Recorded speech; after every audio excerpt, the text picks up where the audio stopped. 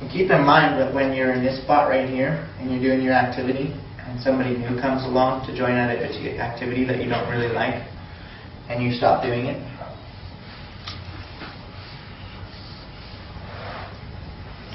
your playground just went like this. But you meet somebody new and they say, what do you mean you haven't learned about this?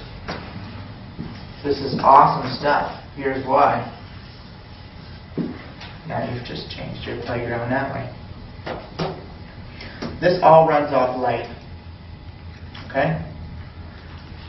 This is you. That's your collective. That's how you feel throughout the day, all day long. Okay? That's your normal, usual state. How much information you know about this circle here is reflected in light. The more depth that you have, the brighter it becomes. Okay? If you only know a little bit about it, it's still kind of dark.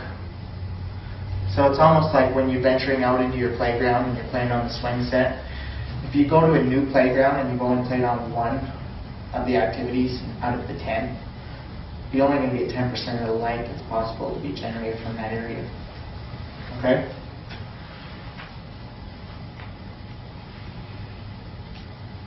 The brighter this area is around you, the more comfortable you're going to feel, the better you're going to feel, because of warmth, right? More light means more warmth, more peacefulness. You feel comfort. You feel at home. However, if you don't have much light, you feel kind of cold, shut out, scared, you become fearful. Of course, fear contracts this playground in towards itself. Love, happiness, expression expands this playground out. Okay? The bigger your playground, the better you're going to feel. So draw this smaller and compress it.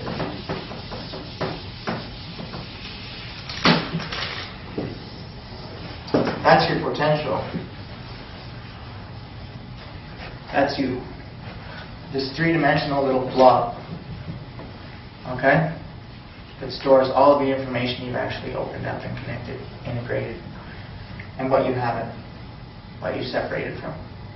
Okay? Potential, reality.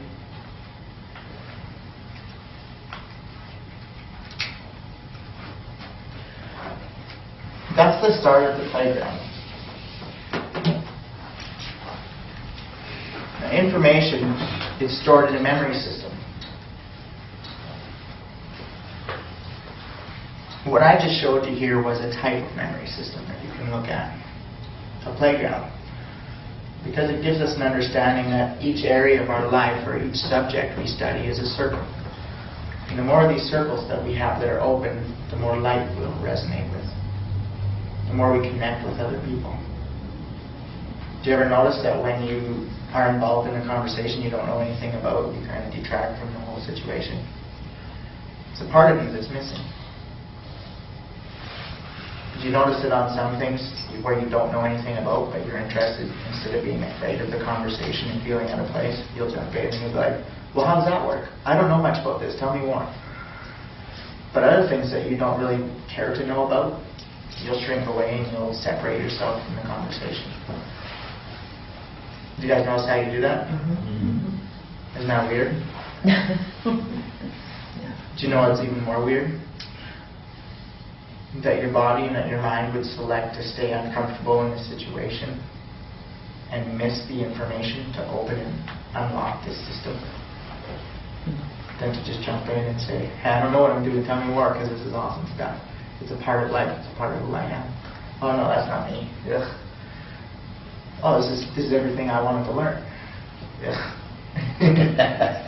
See this? This one initial reaction right there? See how much it will shut out of your whole information system though? You guys see that, how when there was one circle away from your comfort, from you, and you shut that off, do you realize you shut off a whole bunch of information back there? A ton of it. Just because of one quick, no, not interested. No thanks, I don't believe in that.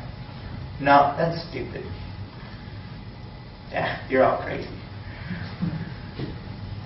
There's a ton of information that you just lose on every time you say a word like that. kind of weird when you put it out. Yes? But doesn't it say something about that free choice that we have, and when you see situations like that, you think, well, if I'm picking up that I don't like it, then maybe I need to walk away from it. Yeah, in a way. Yeah, if you don't like it, yeah, you can just walk away. But you also got to remember that it's an area of yourself that you just shut up, that now you don't resonate. So next time you get in that same situation, you have to walk away again. And the next time it happens, you have to walk away again. And the next time you have to walk away again. So you can have enjoyment and fun in any type of situation, no matter how chaotic or destructive it is, if you can find harmony and balance and you find understanding. It's basically called look for the silver lining in the cloud. Memory systems are really neat. One of the basic ones is cubes. I'm going to draw them as squares. Squares you can break down infinite. Okay? How many squares can I put inside a square? Okay, so this square is going to have 4 squares now. And how many can I fit into this one? 4 more? 4 more? It kind of looks like this one could go into 6. Oh, wait, that's 9. Okay? What about this one here? This one, 4 more. This one here, only in half. Okay? So we got level 1, which is this full square. Level 2, which is just this square. Level 3, which is just this square here. Level 4, which is just this little square here, which is the halves. 4 levels of information here stored. Okay?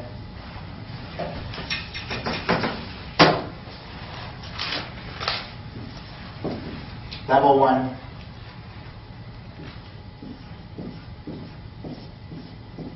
Level 2.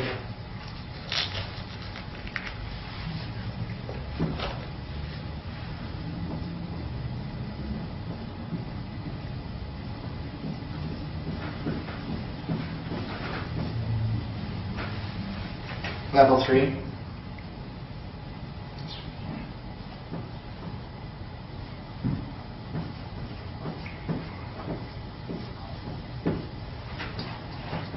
Level 1, level 2, level 3, level 4.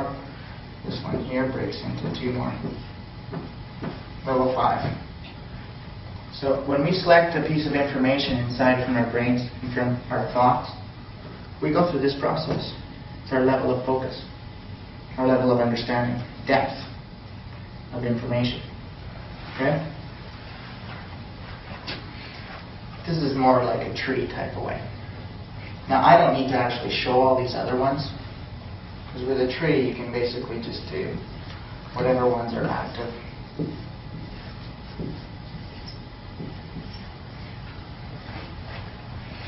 That's another one. What about this one? Level 1. Level 2. Level 3. Level 4. In with vibration.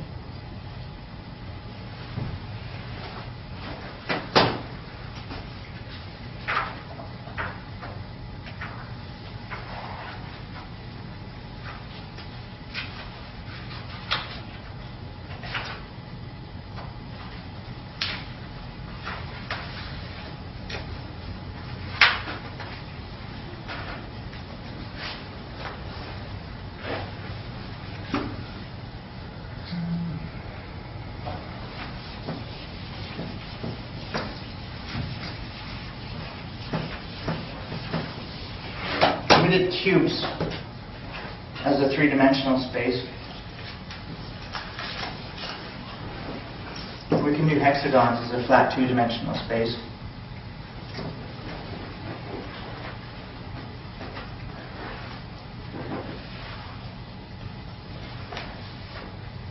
No, let's not do the hexagons.